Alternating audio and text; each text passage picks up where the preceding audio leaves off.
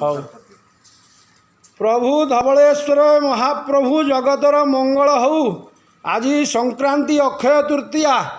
ପ୍ରଭୁଙ୍କର ଏହି ଧବଳେଶ୍ୱର ପୀଠ ଆଜି ଭକ୍ତ ଶୂନ୍ୟ ହେଇକି ଅଛି।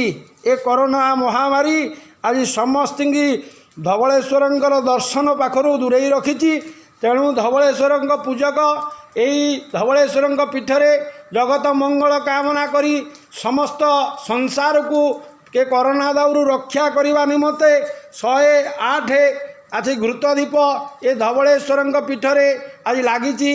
प्रभु पीठरे 108 दीप आज यही जगत मंगल उद्देश्य ए कोरोना महामारी कबलरू समस्त को उद्धार करने निमंते प्रभु पीठरे आज दीपदान दि जाऊँगी। धवलेश्वर पीठरे प्रभु धवलेश्वर समस्त भक्त को संसार को ओडिशा को आमर भारत को सबू यही घंटी माड़ हो प्रभु पीठरे ठाकुर सेवा सरी जाइए। बर्तमान ठाकुर पहड़े रोचे जेहेतु कोरोना टाइम तो तार नीति निर्घंट टाइम दि जाइए से टाइम भितर ठाकुर पहड़ दिहूँ।